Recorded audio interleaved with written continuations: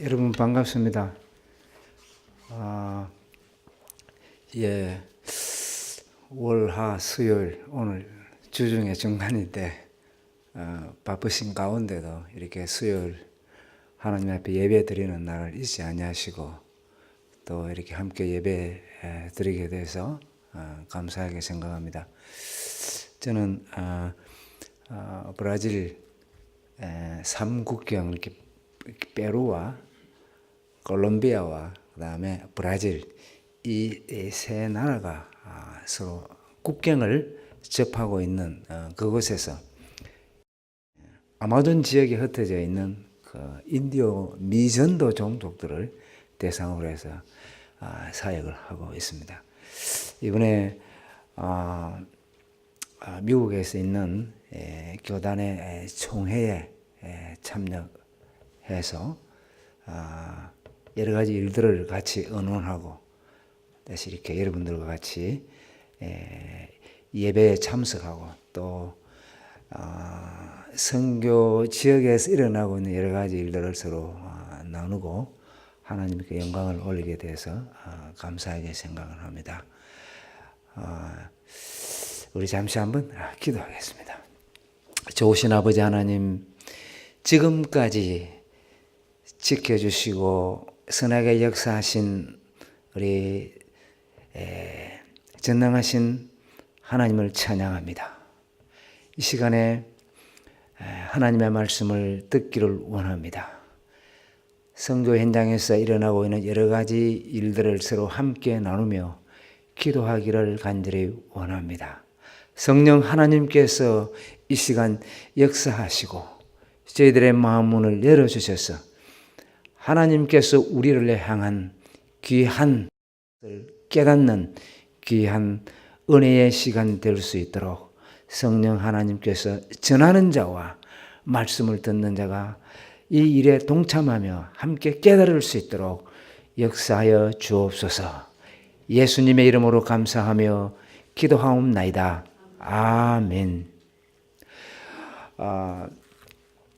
제가 오늘은 실제로 자료들을 가지고 와서 여러분들하고 같이 선교 현장이 어떻게 진행되어 있는가를 여러분들에게 말씀을 드리고 또 보고를 드리기를 원했어요. 그런데 여러 가지 기술상 어려움이 있어서 목사님께서 꼭 수요일 날 좀 와서 말씀을 전해달라고 하는 그런 요청이 있었습니다. 그래서 수요일 날은 조금 그런 것들이 어렵기 때문에 말씀 중심으로 우리 예배에 참여했으면 좋겠다라고 하는 그런 부탁에 권면의 말씀이 계셨습니다. 그렇지만 무엇보다도 말씀을 또 전하는 것도 있어야 되고 또 선교 현장에서 벌어지고 있는 여러 가지 일들도 함께 나눌 때에 또 하나님께서 여러분들의 그 기도, 동참할 수 있는 그런 기도, 현장을 향한 뜨거운 그 기도가 이어질 줄 알고 먼저 제가 하고 있는 일들 거기에 대해 잠깐 말씀을 드리고 오늘 본문의 말씀을 중심으로 해서 여러분과 함께 은혜를 나눌까 그렇게 생각을 합니다. 뒤에 계시는 성도님 제 말이 잘 들립니까? 안 들립니까? 잘 들립니까? 그럼 괜찮습니다. 저는 지금 모두의 말씀을 드린 바와 같이 브라질과 콜롬비아와 페루 이 세 나라입니다. 세 나라가 마주치는 이 국경 지역을 중심으로 해서 아마존 강변에 흩어져 있는 인디오 미전도 종족을 대상으로 해서 제가 사역을 하고 있습니다. 저와 함께 사역하고 있는 그룹이 있습니다. 그것이 뭐냐면 목사님 세 분이 그곳에서 현재로 사역을 하고 있는데 우리가 목표가 있어요. 세 사람이 다 생각하는 방식도 틀리고 또 가지고 있는 이 백그라운드도 다 틀립니다. 그러나 우리가 가지고 있는 목표가 있어요. 이 목표가 뭐냐면은 2030년까지 2030년까지 150명의 교회 지도자를 우리가 양성을 하자라고 하는 것입니다.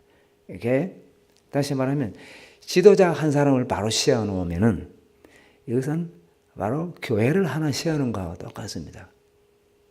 이 가나안 교회에 좋은 목회자가 계셔서 교회의 예배 공동체를 이루어 가는 것처럼 거기도 마찬가지입니다. 무엇보다도 중요한 것이 뭐냐면 사람이에요. 하나님 말씀으로 훈련된 사람. 그래서 그곳에 신학교를 우리가 세워서 2030년까지 150명의 교회 지도자를 만들자라고 하는 것이 첫째 고울입니다. 목표입니다. 두 번째로는 역시 2030년까지 저희들이 양성해 놓은 이 교회 지도자를 통해 가지고 100개의 교회를 세우자 하는 거예요. 100개의 교회. 여러분 별로 놀라지도 않으시네요. 100개의 교회를 세우는 거예요. 우리 목표가 그런 거예요. 이 100개의 교회라고 하는 것이 그냥 교회 건물을 이야기하는 것이 아니에요. 교회 건물은 아무런 의미가 없어요. 제가 볼 때는 교회 그냥 건물이에요. 그러나 저희들이 세워놓은 목표는 뭐냐면 교회를 100개 세우는 거예요. 교회를 100개 세운다는 이야기는 무슨 말이냐면 예배 공동체 100개를 만들겠다는 얘기입니다. 우리가 훈련을 시킨 그 교회 지도자를 통해서 예배 공동체, 교회, 예수 그리스도의 이름을 부르는 그 100개의 공동체를 우리가 세워보자 라고 하는 것입니다. 우리나라도 처음에 우리나라 교회사를 보게 되면은 신학교를 졸업한 최초의 7명의 이 신학교 졸업생들이 오늘날 우리나라의 교회사를 첫 페이지를 썼던 것입니다. 그분들로 통해서 오늘날 세계 열방에 흩어져 우리 한국 교회가 이렇게 각처에서 하나님의 사역을 이렇게 하나님 나라를 세워나가고 있는 것입니다. 교회예요, 교회. 그 다음 목표가 뭐냐? 우리가 10명의 선교사를 파송해보자 하는 게 세 번째 목표예요. 10명의 선교사를 파송해보자. 재생산을 해보자. 그리고 마지막에는 자립을 하자. 그래서 지금 현재 상태로 상황을 말씀을 드리면은 첫 번째 목표인 150명의 교회 지도자를 세우는 일은 25명의 졸업생을 배출을 했어요. 25명. 그 중에서 목사님이 6명이 이미 나와서 교회를 이제 보살피고 있고 나머지 분들 전부 다 이 전도사님으로서 목사를 아무나 세울 수가 없거든요.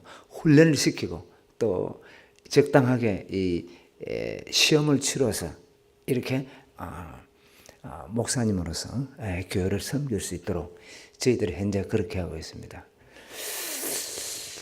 두 번째 목표인 그 100개 교회를 세우는 것은 우리가 지금 13개 공동체를 만들었어요.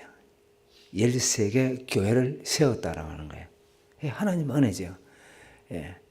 먼저 사람을 세우고 그 사람들을 통해서 훈련된 사람으로 통해서 각 마을에 인디오 마을에 아마존 그 강변을 중심으로 해서 강을 따라서 쭉 흩어져 있는 그 인디오 종족들 마을마다 교회가 없는 곳에 예배 공동체를 13개를 지금 우리가 13곳을 우리가 개척을 하고 지금 교회를 건축을 하고 그러고 있습니다.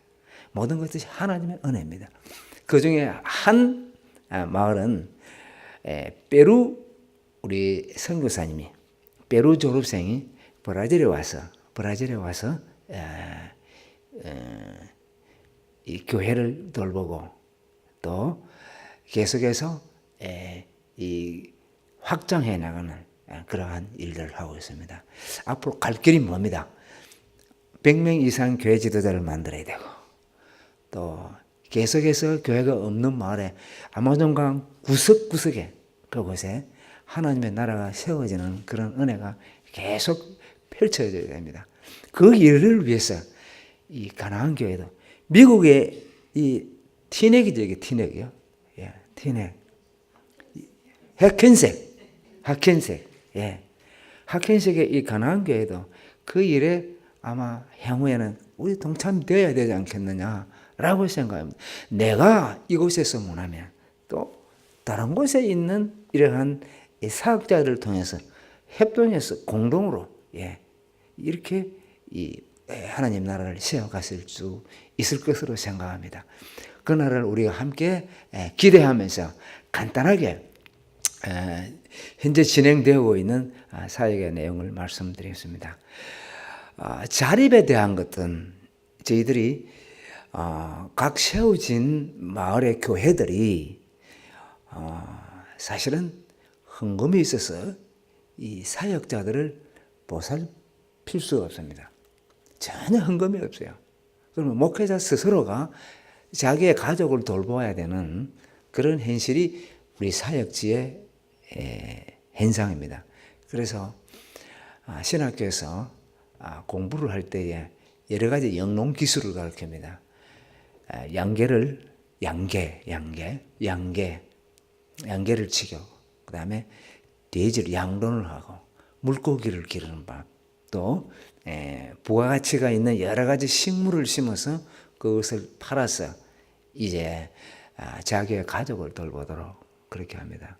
그래서 지금 각 마을에 한 5개 마을이 벌써 양계를 시작했어요. 목사님들이, 전도사님들이. 자기의 가족들을 돌보고 또 교회의 발전을 위해서. 그래서 지금 저희들이 초기에는 이 일들을 할 수가 없었어요. 왜냐하면 시드 머니가 없었어요. 그러나 지금은 조금 그분들에게 이 자본을 대줘줬어요. 자본을 대주는 것이 아니고 물질을 도와줬어요. 예를 들면 정확하게 말씀드리면 닭을 키우려면 닭을 병아리를 사야 되거든요. 그리고 사료가 있어야 되는 거라. 그래서 저희들이 닭을 100마리를, 병아리를 100마리를 사주고 사료를 줘서 닭이 자랄 수 있는 그때까지 저희들이 도와주는 거예요. 그리고 그에 따른 투자금은 그것을 나중에 다시 팔아서 회수를 하도록 그렇게 해서. 거기 드는 비용이 얼마냐면 300불이에요. 300불. 300불이면 닭을 키워서 6개라고 하는 6개라고 하면 6주 내지 7주만 되면은 닭이 자랍니다. 그럼 그때 팔 수가 있는 거예요. 병아리가. 그런 종류의 병아리가 있어요. 닭이 있어요. 여러분들이 지금 그 슈퍼마켓에서 사 먹는 모든 그 닭들이 6개입니다. 6개라고 그렇게 이야기합니다. 이 브라질 말로는 아바찌두라고 그렇게 이야기하는데 아마 브라질에서 오신 분들은 아마 아실는지 모르겠어요. 아바찌두라고 그래요. 그래서 그런 닭을 병아리를 사서 6주만 딱 지나면 팔 수 있는 2kg가 자라. 2kg가 돼요. 아주 작은 병아리가 사료를 먹고 그래서 지나면은 팔 수 있는 2kg가 돼요. 그러면은 그 100마리를 팔면은 100마리에 투자된 그 이익금이 그대로 나와요. 배가 나와요, 배가. 그러면 원금은 일부 저희들에게 갚고 나머지는 또다시 그걸 시작하는 거예요. 그래서 지금 5마리 이렇게 했어요. 우리가 돼지도 굉장히 많이 키웁니다. 돼지를 처음에 2마리, 3마리 가지고 시작했는데 막 100마리가 넘었다가 지금은 이제 다시 팔고 새끼 돼지는 팔고 어미 돼지들은 먹고 큰 놈들은 또 팔고 그래서 제가 돼지를 어미 돼지를 엄마 돼지를 한 10마리 정도 가지고 있어요. 그래서 새끼를 낳을 거 아닙니까? 그리고 아빠 돼지를 한 3마리 정도 가지고 있어요. 그래서 계속 교미를 시키고 그러고 난 다음에 돼지는 한 석 달 정도 되면 새끼를 놓습니다. 석 달, 3주, 3일이면 정확하게 새끼를 낳아요. 114일이면 새끼를 낳아요. 그러면 1년에 한 2번 정도 새끼를 낳아요. 그래서 새끼는 새끼대로 팔고 그래서 막 돌아가는 거예요. 그래서 저희들이 자립사역이 지금 브레이크 이븐을 넘기고 있어요. 사로는 거기에 있는 땅을 이용해서 계속해서 사로작물을 심고 또 부가가치가 있는 우리가 잘 알고 있는 아사이베리 또는 그라비올라, 파파이아스 여러 가지 유가 여러 작물들을 심어서 일부는 사료를 쓰기도 하고 일부는 저희들이 먹고 또 부가가치가 있는 것은 가공을 해서 저희들이 팔 수 있도록 그렇게 해서 아주 복합적인 영농을 하고 있어요. 그러니까 거기에서 대지에서 나오는 그놈들은 다 식물로 들어가고 식물들은 그것을 먹고 열매를 내고 하나님께서 우리에게 이야기하신 그 자연의 창조의 질서가 그곳에는 계속해서 돌아가고 있어요. 저희들이 그래서 그러한 기술들을 그 열매들을 각 마을에서 신학생들이 말씀을 배우는 가운데 그것을 자기의 것으로 보고 또 만들고 때가 돼서 졸업을 하게 되면은 자기의 마을에서 자기의 가족을 부양을 하면서 이 교회를 섬길 수 있도록 그러한 목표를 가지고 저희들이 현재 이 사역에 임하고 있습니다.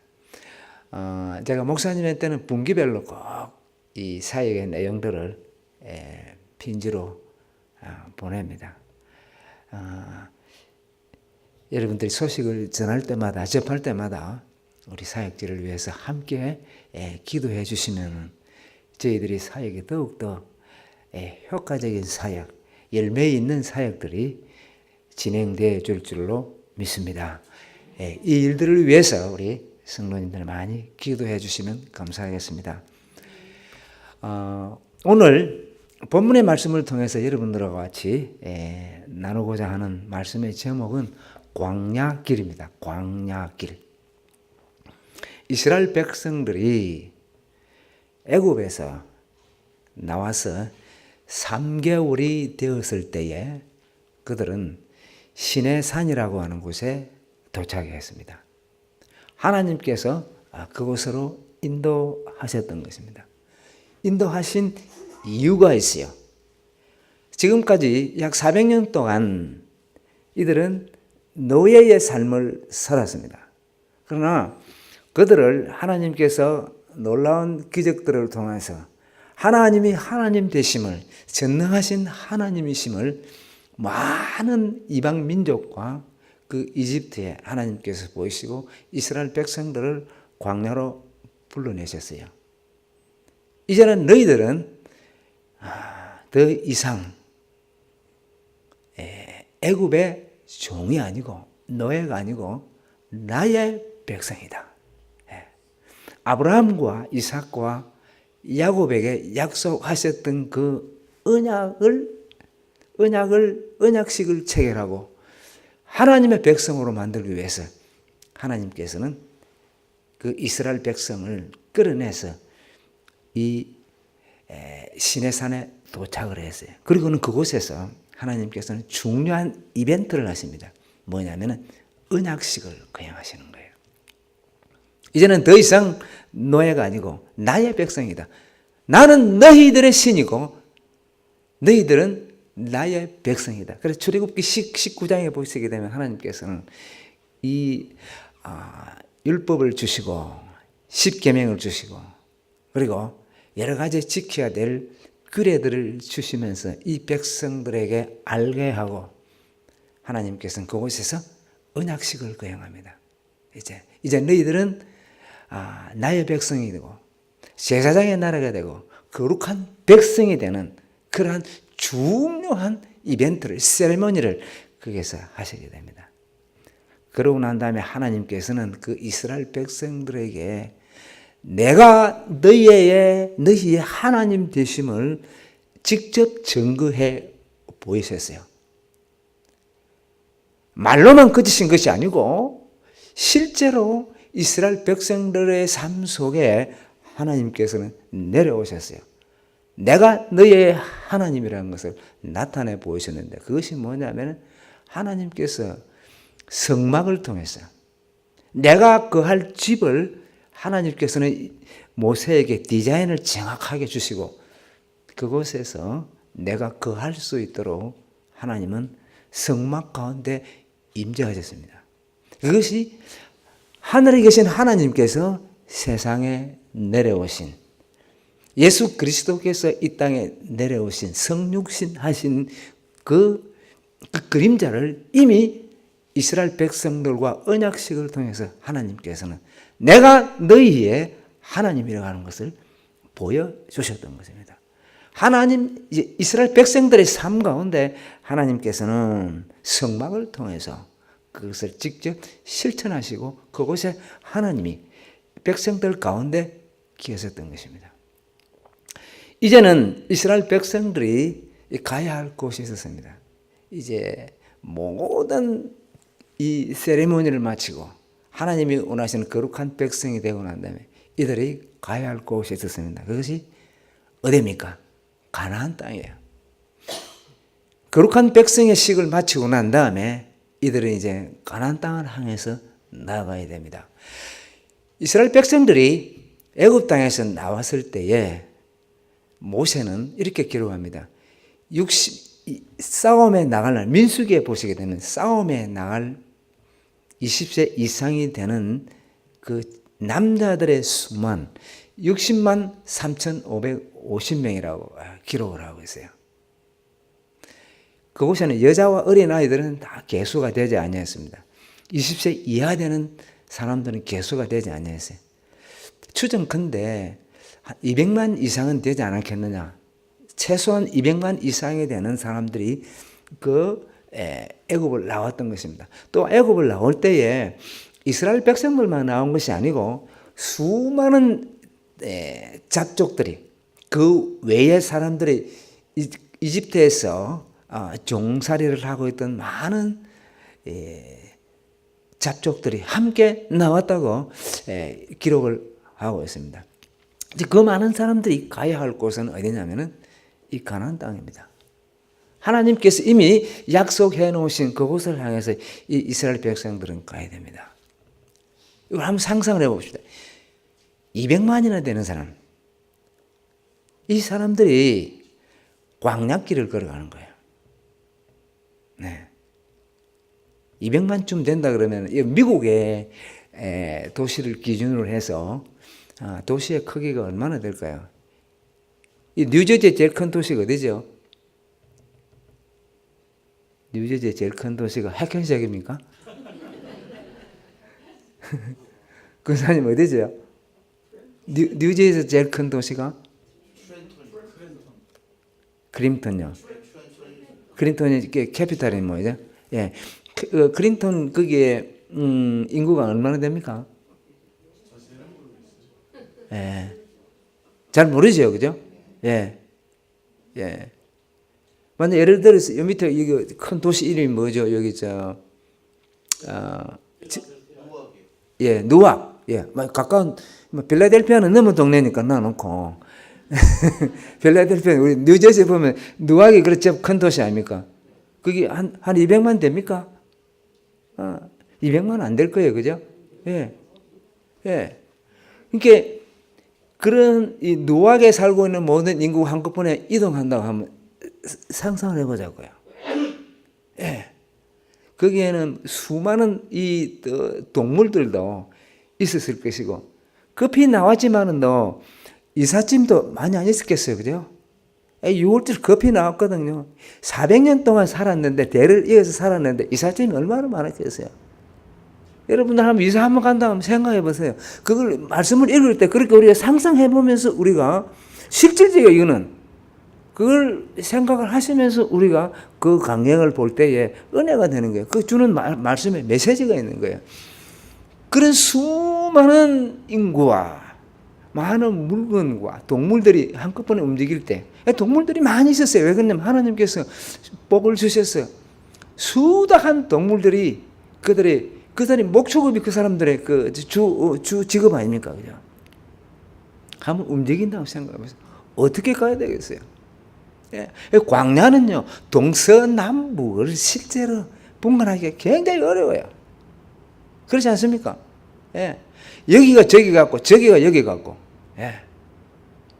오늘 우리 권사님하고 같이 잠깐 식사를 했는데, 성지를 다녀오셨더라고요. 저는 안 가봤는데, 이 권사님들은 다녀오셨더라고요. 그래서 제가 이 대화를 하는 가운데 많은 은혜를 받았어요. 실질적인 그런 말씀을 해 주시니까. 예. 그리고 광야 이야기를 잠깐 하시더라고요. 광야 이야기를 하시는데, 예. 이 방향을 굉장히 알 수가 없어요. 저 같은 경우도 이 아마존에 배를 타고 많이 다닙니다. 많이 다니는데, 한 번은, 좀 찾기 어려운 색강에 있는 거기에 꼭 가야 될 일이 있었어요. 강이 굉장히 큽니다. 강이 굉장히 넓어요. 아마존 그 하구에 벨랭이라고 하는 도시가 있어요. 벨랭이라는 도시. 거기는 이제 아마존이 서쪽에서 동쪽으로 계속 흘러서 마지막 하구의 제일 끝쪽에, 거기는 그 강의 폭이 450km 돼요. 웬만한 배들이 그냥 들어와도 여기가 하구인지 또는 바닷물이 흐르는지 그냥 민물이 흐르는지 모를 정도로 그 정도로 그냥 커요. 내가 배를 타고 그 마을을 찾는데 도저히 찾을 수가 없는 거야. 여기가 거기 같고 거기가 여기 같고 뺑뺑뺑뺑뺑 도는 거야. 네. 근데 나중에 방향을 잡은 게 있어서 뭐냐면, 물이 흘러가는 방향을 보고, 여기가 하류구나, 상류구나. 그래가지고 방향을 잡아가지고 겨우 찾았던 일이 있어요. 이스라엘 백성들이 200만이 말입니다. 광야를 갈 때는 정말 어려운 거예요. 쉬운 일이 아니에요. 어떻게 그 가나안 땅을 가야 되느냐라고 하는 거예요. 근데 하나님께서 가나안 땅을 향해서 가는데, 레위기와 민수기와 이 상황을 보게 되면 하나님께서 군대를 편성을 해요. 그리고 조직을 갖춰요. 네. 그래서 앞으로 전진하게 하는데요. 오늘 본문의 말씀을 보시게 되면은 이 200만이라는 사람이 광야길을 가는데 실수하지 않냐고 갈 수 있는 길을 말씀해 주고 있어요. 저나 여러분들이나 오늘 똑같이 광야길을 걸어가고 있는 거예요. 여러분들은 여기 미국이라고 하는 뉴저지라고 하는 곳에서, 혹은 뉴욕에서 여러분들의 광야길을 걸어가고 있어요. 저는 브라질에서 제 광야길을 걸어가고 있어요. 이 광야길을 걸어가는데 어떻게 걸어가야 되겠느냐 말이에요. 그죠? 예. 그런데 오늘 본문의 말씀은 우리에게 교훈해 주고 있어요. 어떻게 광야길을 걸어가야 되는지를 말씀해 주고 있어요. 예. 그게 뭐냐면은, 길을 잃지 아니하고 바로 갈 수 있도록 이 본문의 말씀을 이야기해 주고 있는데, 크게 보면 세 가지 방향을 우리에게 말씀해 주고 있어요. 첫 번째는 뭐냐면은, 오늘 본문의 말씀에 보는 바와 같이 이스라엘 백성들이 200만이 되는 거대한 무리가 한 번에 움직일 때에, 첫 번째로 보게 되면은 17절에 구름이 성막에서 떠오를 때에는 이스라엘 족속이 행진하였고 구름이 머무는 곳에서는 이스라엘 백성이 진을 쳤으니, 이 이스라엘 백성들은 하나님이 계셨던 그 성막을 중심으로 해서 그 위에 낮에는 구름 기둥이 있었고 밤에는 불 기둥이 있었어요. 불 기둥이. 그것은 하나님의 임재의 상징이었는데, 불 기둥이 움직이고 구름 기둥이 움직일 때 그것만 보고 따라가면 하나도 방향을 잃을 이유가 하나도 없었어요. 단지 그것만 보면 됐어요. 200만이 넘는 많은 백성들이 진을 치고 있지 않겠어요? 예. 그걸 한번 광고를 한다거나 가자 하고 할 때 뭔가 사인이 있어야 될 거 아닙니까? 그래서 이스라엘 백성들은 자기의 광야길을 갈 때에 먼저 구름 기둥과 불 기둥만 보게 되면 방향을 잃을 이유가 하나도 없었던 것입니다. 예. 이 구름 기둥과 불 기둥은 오늘날 우리에게 이 21세기를 살아가는 우리에게 무엇을 의미하고 있습니다?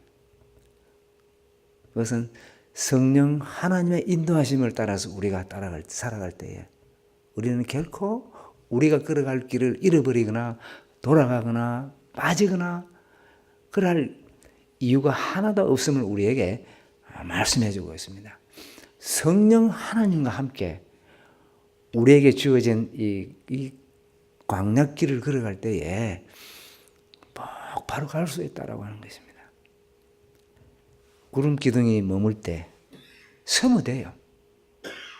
성령 하나님께서 우리에게 말씀하시기를 너 서라, 돌아가라, 가라 할 때 그대로 우리는 그대로 순종만 하면 되는 거예요. 그런데 문제는 내 마음속에 우리의 삶 속에 어떻게 성령 하나님을 모시느냐 문제예요. 성령 하나님과 내가 아무 관계가 없는데 성령 하나님께서 나에게 아무런 사인을 주지 않는데 말씀하시는 것을 내가 들을 수가 없는데 그럼 내가 그 말씀대로 순종할 수가 없는 거예요. 그렇지 않습니까? 그러기 위해서는 우리가 성령 하나님을 모시는 그러한 자들이 다 되어야 함을 우리에게 오늘 이 본문의 말씀을 이야기해 주고 있는 것입니다. 우리는 성령 하나님을 모시는 자가 어떻게 하면 우리 성령을 모실 수 있느냐? 하나님께서는 이 이스라엘 백성들에게 내가 너희와 함께 하기 위한 여러 가지 말씀을 하는 가운데 진을 깨끗하게 하라고 그랬어요. 모든 더러운 것들은 다 진 밖으로 내라고 그랬어요. 본문의 말씀을 쭉 읽어보시게 되면 이 말씀은 무엇입니까? 여러분들 200만이나 되는 사람들이 얼마나 많은 오물들을 만들어내겠어요? 배설물을 얼마나 많이 만들어내겠어요? 그죠? 안 그렇습니까? 예. 거룩하신 하나님께서는 다 진 밖으로 내가 거룩하니 너희도 거룩하라 그랬잖아요. 다 진 밖으로 내라고 그랬어요. 그래서 오늘날 마찬가지입니다. 여러분들의 심령 속에 더러운 것으로 가득 차 있을 때는 성령 하나님께서는 그 속에 들어가실 수가 없는 것입니다.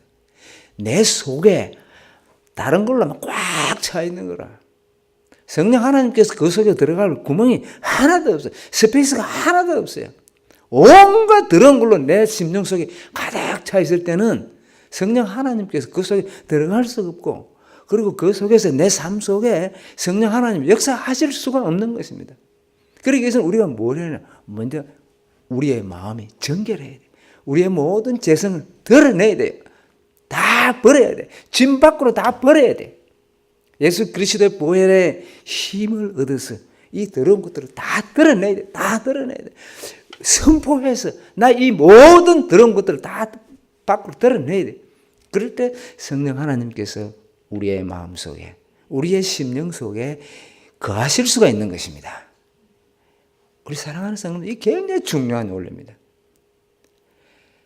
내 것으로 꽉 차 있는데 들어올 수가 없는 거예요. 하나님께서는 들어올 수가 없는 거예요. 내 심령 속에. 그럴 때 우리의 심령이 이 성령 하나님으로 가득 차 있을 때에 우리의 삶은 성령 하나님으로부터 지배를 받기 시작하는 것입니다. 성령의 열매를 맺을 수가 있는 거예요. 비로소 사랑의 열매, 희락의 열매, 사랑할 수 없는 조건에도 사랑할 수 있는 넉넉한 마음, 기뻐할 수 없는 그러한 환경 속에서도 내가 기뻐할 수 있는 그러한 사람이 되고 화평할 수 없는 그런 조건 속에서도 화평할 수 있는 그러한 사람, 오래 참을 수 없는 그러한 어려운 상황 속에서도 내가 인내하면서 이 그리스도의 향기를 드러낼 수 있는 그러한 열매를 맺을 수 있는 것이 뭐냐? 나의 심령이 성령 하나님에 의해서 통제되어지고 지배되어질 때 그게 가능하다라고 하는 것을 우리에게 말씀해 주고 있는 것입니다. 오늘날 얼마나 살기 어렵습니까? 제가 미국에 또 와보니까 점점 살기가 어려워지는 것 같아요. 색깔이 조금 뭔가 뭐 좀 보여요. 이상한 색깔이 보이는 것 같아요. 제가 보기에는. 옛날 미국 같지 않은 것 같아요. 예. 얼마나 삶이 어렵습니까? 그렇지 않습니까? 예? 점점 삶이 어려져 가는 이때에 우리가 이 하나님께서 우리에게 걸어가라고 하신 이 땅에 주신 사명들, 광야길을 우리가 어떻게 걸어가야 될 것인가? 예, 성령 하나님의 도우심을 통해서 우리가 쭉 걸어갈 때에 구덩이에 빠질 이유가 없는 거예요. 예, 세워진 방향을 따라서 성령 하나님의 인도하심에 따라서 많은 열매들을 나의 삶 가운데 풍성하게 맺고 나를 통해서 많은 사람들이 하나님 앞으로 돌아오는 그런 은혜가 있고 나의 삶이 늘 감사와 찬송과 기쁨 가운데 눈은 몰아치고 비는 몰아치고 바람은 불어도 평안해 평안해 나의 삶이 나에게 주어진 그 길을 성령 하나님 인도하심에 따라서 우리가 걸어갈 수가 있는 것입니다. 우리가 이러한 삶을 살아갈 수 있기를 주님의 이름으로 축원합니다. 두 번째 이 본문에서 주는 말씀이 있어요. 이스라엘 백성들이 계속해서 가나안 행군을 해갈 때에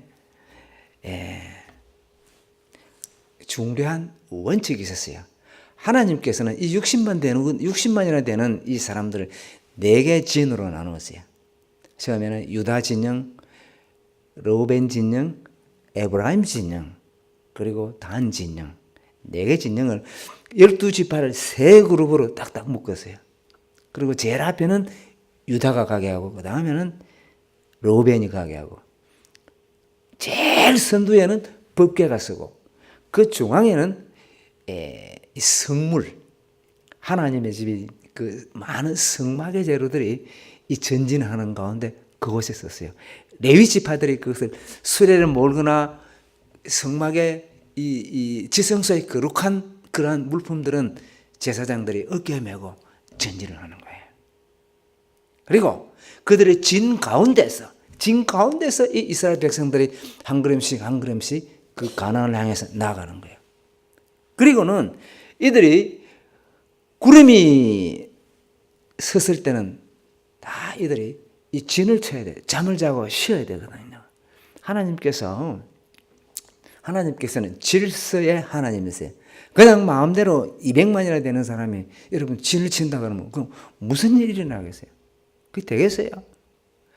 그래서 하나님께서는 성막을 중심으로 해서 이 각 4그룹들이 동서남북으로 딱 진을 치게 했어요. 네, 동서남북으로.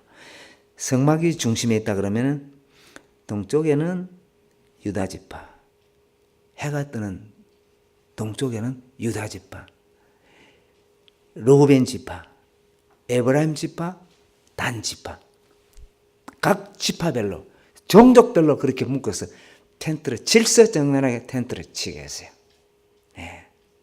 그들이 가나안 땅을 행군해 갈 때에 그들의 삶 가운데는 하나님의 성막이 있었어요.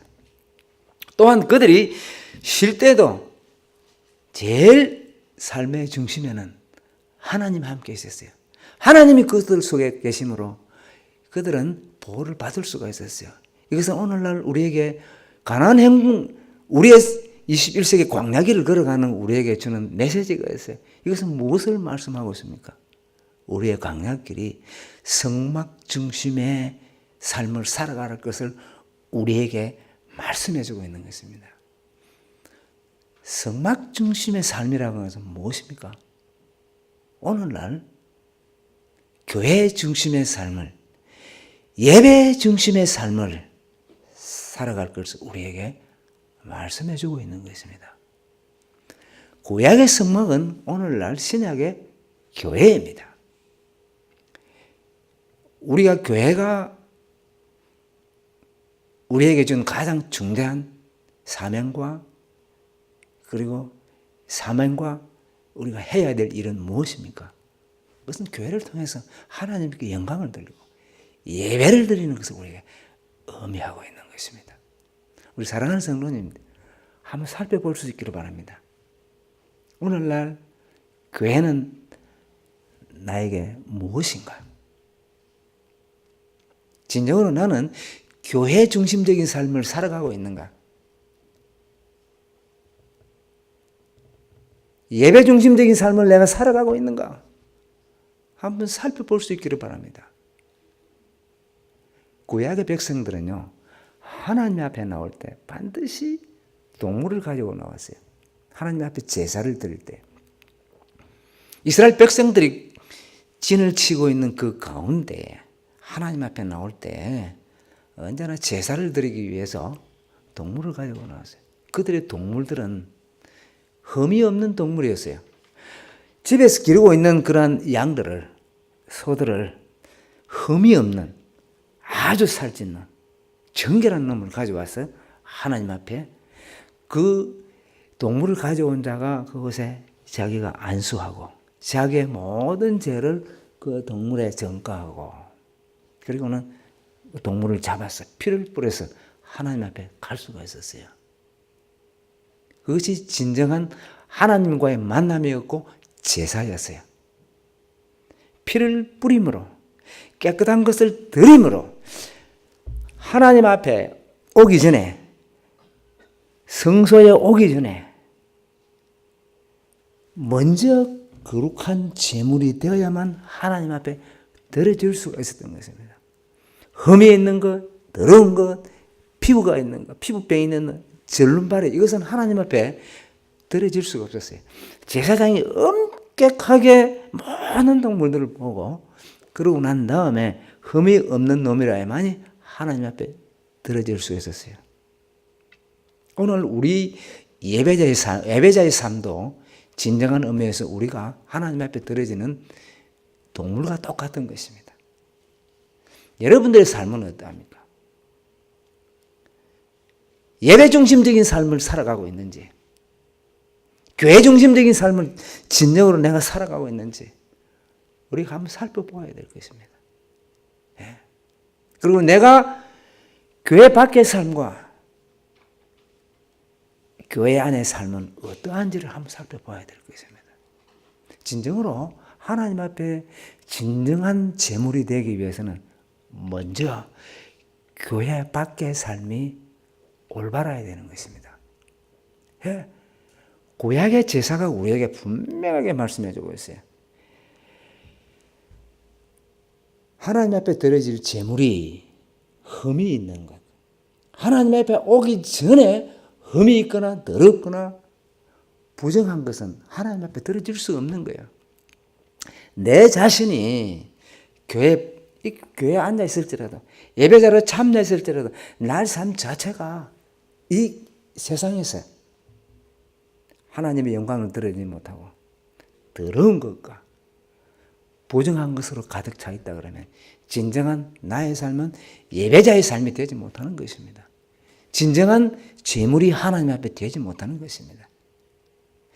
오늘 이스라엘 백성들이 하나님 앞에 이스라엘 백성들이 가나안 광야길을 걸어갈 때 이들이 성막 중심의 삶, 이것은 오늘 21세기를 살아가는 광야길에도 동일하게 되는 적용이 된다고 봅니다. 과연 여러분들의 삶은 어떠합니까? 교회 중심적인 삶을 살아가고 있는지, 예배 중심적인 삶을 살아가고 있는지, 사도 바울은 우리에게 말씀합니다. 너희 몸을 하나님이 기뻐하시는 거룩한 산 제물로 드리라고 했어요. 이것이 너희의 드릴 영적 예배라고 말씀해 주고 계세요. 정말 나는 하나님 앞에 진정한 거룩한 산 제물이 되고 있는가? 나의 삶이 그런 삶을 살아가고 있는가? 나의 언어가 그러한지, 나의 생각이 그러한지, 세상 밖에서, 세상 속에서, 나의 일터에서, 사람과의 관계 속에서 진정으로 예수 그리스도의 향기를 드러내고 있는지 한번 살펴봐야 될 것입니다. 분명히 하나님 말씀 오늘날 예배자의 삶을 살아갈 것을 우리에게 말씀해 주고 있는 것입니다. 그렇게 살 때에 우리의 길이 하나님의 인도하심을 따라서 우리의 광야길이 바로 갈 수 있음을 하나님의 은혜 가운데서 어떠한 두려움 속에서도 바로 갈 수 있다고 하는 것을 우리에게 말씀해 주고 있는 것입니다. 우리 사랑하는 성도님들, 이 예배자의 삶 또한 교회 중심적인 삶을 살아갈 수 있기를 주님의 이름으로 축원합니다. 한 가지 더 여러분들과 같이 나눌 수 있다 그러면은 오늘 10장 1절과 2절에서 보게 되면은 10장 2절에서 10절까지 계속해서 나오는 말씀입니다. 은나팔 둘을 만들되 두들겨 만들어서 그것으로 회중을 소집하며 진영을 출발하게 할 것이라. 지금까지는 앞으로 나아가는 방향과 또 그들이 수경에서 캠핑을 할 때 쉬고 있을 때의 모든 행동 지침을 말씀해 주셨다 그러면은 지금은 너희들이 이 캠프를 하고 올 때 쉬고 있을 때 어떠한 삶을 살아야 할 것인가, 어떤 행동을 해야 될 것인가를 하나님께서는 모세를 통해서 말씀을 하고 있습니다. 나팔을 만들어서 나팔 신호에 따라서 모든 것을 움직이라고 그렇게 말씀하셨어요.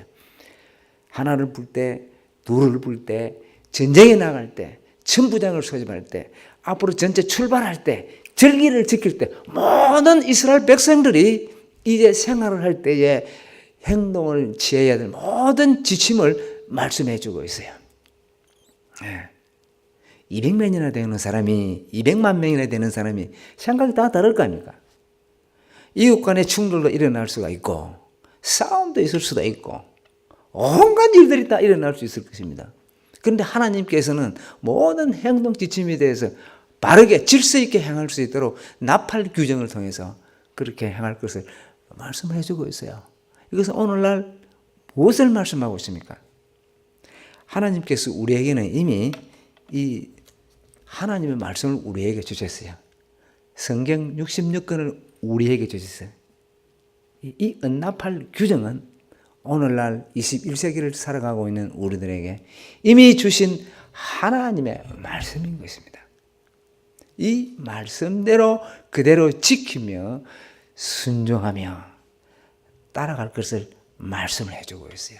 그렇게 따라갈 때에 결코 흔들림 없이 우리의 방향을 바로 나갈 수 있음을 우리에게 말씀해 주고 있는 것입니다. 오늘날 이 하나님의 말씀 21세기 내비게이션이에요. 지도예요, 지도. 우리가 전혀 알 수 없는 이 방향을 이 하나님께서는 다 이 말씀 속에 다 기록해 나갔어요. 여러분들에게 한번 질문을 다시 해보겠어요. 이 하나님 말씀 오늘날 나와 무슨 관계가 있는지, 여러분들이 가지고 계신 이 성경책이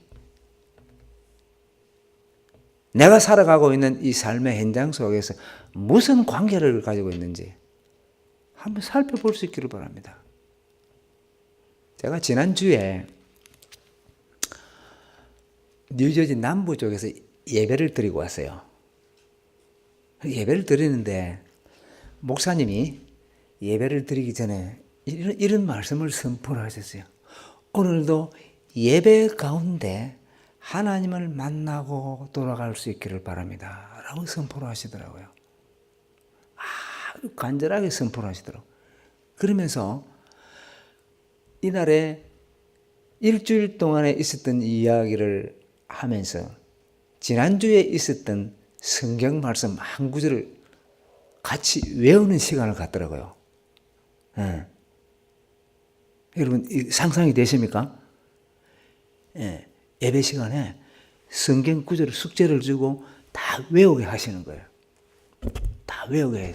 그리고 한번 딱 보여주고 그 다음에는 딱 꺼요. 모든 성도들이 같이 외우도록 하는 거예요. 왜 그렇게 했을까, 여러분들? 그 말씀이 그 성도님들의 심령 속에 살아서 이 하나님 말씀대로 그대로 지키며 살아갈 것을 원했기 때문에 일주일 동안 그 말씀이 내 심령 속에 살아서 그대로 역사하기를 원하는 그런 마음이 있었기 때문에 그런 거예요. 여러분들 마음속에 이 말씀이 마음판에 새겨지지 않으면 역사하지 않아요. 쉽지 않아요.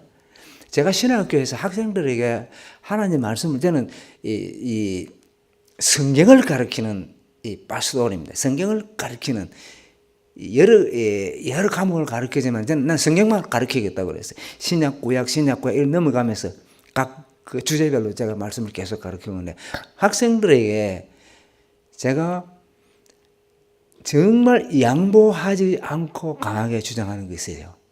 그것이 뭐냐면 각 주마다 한 주마다 3절에 세 개의 3절의 성경을 반드시 외우게 합니다. 그 다음 수업 시간에 제가 숙제를 주고 한 사람이 불러내야 시켜요. 될 때까지 시키는 거예요. 될 때까지. 그래 안 하면 막 혼을 내고 그러면은 일주에 3개씩만 하게 되면은 한 10주 되면 30절 되는 그런 성경 구절을 외우는 거예요. 계속해서 반복해서 하는 거예요. 계속해서 쓰게 하고 나와서 한 사람씩 계속해서 발표하게 하는 거예요. 발표하게. 어떤 때는 좀 지루하기는 해도 훈련을 시키는 거예요. 왜 그러냐? 하나님의 말씀을 이들 속에 심령 속에 심기 위한 거예요. 이들이 방학이 돼서 돌아가 버리거나 졸업해서 돌아가고 나면은 우리가 계속해서 그 학생들과 졸업생들을 관리하는데 한계가 있는 것입니다. 그 인디오 강에는 저 아마존 강에는 버스가 있는 것도 아니고 열차가 있는 것도 아니고 택시가 있는 것도 아니에요. 우리 그 길이 없어요. 길이. 우리가 유일 셀룰라폰, 전화, 우편물, 그런 거 없어요. 우리 동네 그런 거 하나도 없어요. 예. 우리가 할 수 있는 것은 뭐냐? 그 마을에 찾아가서 이야기하는 그 유일한 전달 방법이에요. 다른 방법이 없어요. 배를 타고 사람들 만나러 각 마을에 들어가서 비로소 이야기할 때 커뮤니케이션이 되는 거예요. 예. 그런 동네예요. 그러니까 이 학생들이 돌아가면은 무슨 삶을 나누겠는데 알 길이 없는 거예요. 뿐만 아니고 이들이 정말 진정한 교회 지도자가 되기 위해서 갖춰야 될 것이 무엇인가를 저는 생각을 했어요. 그것이 뭐냐면 결국은 이들이 졸업하고 나가서 그들의 마을에 들어가서 영향력을 끼칠 수 있는 것은 뭐냐라고 생각할 때 제가 내린 결론은 뭐냐면 하나님 말씀에는 없어요. 예. 하나님의 말씀이 이들 속에 남아 있어야 되는 거예요. 남아 있어야만 그 말씀이 능력의 말씀으로 그들의 행동 지침 가운데서 다른 사람들의 덕을 끼칠 수 있는 말씀으로 작용을 하게 되네요. 그래서 추억을 하고 외우게 시키는 거예요. 너희들 이 신학교를 떠나가면 남는 거 아무것도 없다. 뭐 조직신학도 배우고 뭐 많이 배우는데 그거 좋아. 너희들이 가지고 갈 수 있는 것은 뭐냐? 4년 동안 하나님 말씀을 반복하면서 너희들 마음판에 새겨진 하나님 말씀 외에는 없다. 그럼 아멘 해요. 아멘. 예. 그래서 추억으로 훈련을 시키는 거예요. 예. 너희들은 운동장에서 뛰어질 선수들이고 축구 선수들이고 브라질 축구 좋아하잖아. 그죠? 나는 코치다. 나는 코치다. 너는 선수들이야. 축구랑 같이 뛰자. 예. 그래서 저도 이 노트에다가 말입니다. 포르투게스를 맨 구절을 적어. 계속해서 외우는 거야. 외우고 잊어버리는 거 또 외우고. 왜 그럽니까?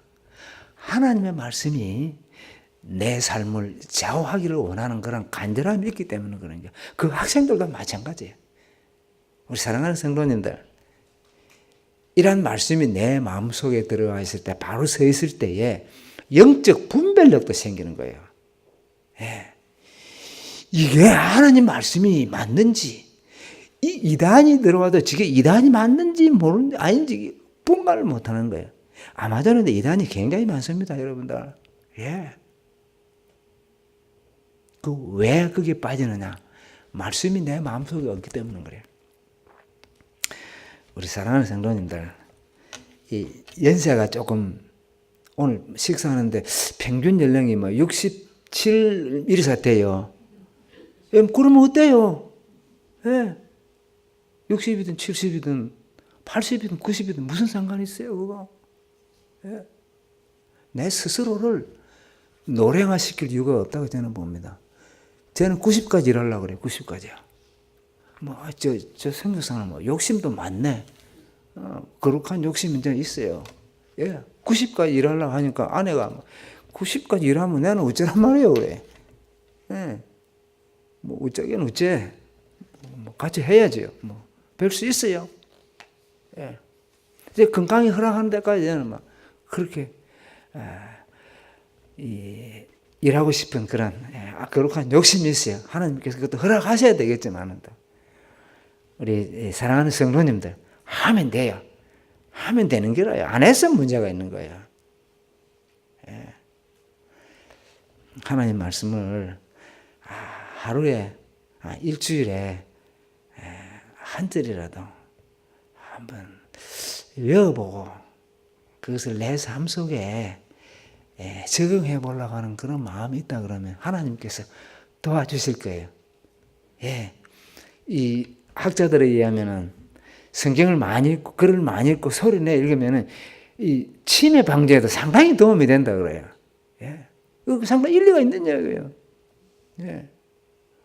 하나님께서 우리에게 주신 이 육체를 잘 사용하고 건강하게 우리가 쓰다가 하나님 부르심 가야 될 거 아닙니까? 그래서 이 하나님 말씀이 내 속에 들어서 역사하실 때는 모든 질병도 못 들어오는 거예요. 아멘? 한번 해보자고요. 한번 해보자고요. 천리길도 한 걸음부터. 천리길도 한 걸음부터. 시작이 반이다. 그런 거예요, 우리. 한번 해보자고요, 우리 성도님들. 그렇지 않습니까? 하나님 말씀은 여전히 살아있고 운동력이 있어서 10년 골수로 쪼개고도 남는 날선 금과 같다. 날선 금보다도 더 예리하다고 했어요. 이 날선 금은 말입니다. 로마 병정들이 사용했던 그런 아주 날선 금을 사도 바울은 이야기하고 있는 거예요. 우리들에게는 그 강력한 무기가 될 수 있고 자라나는 아이들에게는 바르게 함과 또한 교육하기에 유익한 의에 이르기에 유익한 그런 능력이 말씀이 되는 거야. 손자들 앉혀놓고요. 아이들 앉혀놓고 아이들은 이제 말 안 듣잖아요. 그죠? 손자들 앉혀놓고 어린 손자들에게 말씀을 가르치는 거예요. 한 절씩. 그 아이는 말씀 속에 자라고 하나님의 백성으로서 귀하게 자라는 거예요. 이제 말씀을 맺겠습니다. 하나님께서는 이스라엘 백성들을 가나안 광야길 걸어갈 때 이러한 지침을 주셨어요. 그리고는 이스라엘 백성들에게 요구한 것이 있었어요. 무엇이겠습니까? 거룩한 목적이 있었어요. 너희들이 가나안 땅에 들어가서 해야 할 일이 분명히 있었어요. 들어가는 것으로 만족하지 아니했어요. 40년 동안 그들이 광야길을 걸어갔었어요. 그들이 가나안 땅에 들어갔었을 때에 하나님께서 그 이스라엘 백성들에게 분명히 하신 말씀이 있었어요. 그 땅에 인도하신 거룩한 목적이 있었어요. 그것은 무엇입니까? 하나님의 나라를 세우기 위함이었어요. 하나님의 나라를 그곳에서 세워서 하나님께 영광을 올리기 위한 거룩한 목적이 있었어요. 우리 사랑하는 성도님들, 여러분들의 광야길을 걸어갈 때에 이러한 거룩한 목표가 없다고 하신다면 지금부터 세우셔야 돼요. 걸어가는 것으로 만족하는 것이 아니고 내가 걸어가는 이 삶의 현장 하나하나 순간순간 속에서 하나님의 나라를 세워가는 하나님께 영광을 돌려드리는 그러한 프로세스가 계속 되어야 할 것입니다. 그것이 없다 그러면은 방향이 없는 목적이 없는 그러한 삶을 살아가는 것과 똑같은 것입니다. 우리 사랑하는 성도님들, 이러한 삶을 살아갈 수 있기를 주님의 이름으로 간절히 축원합니다.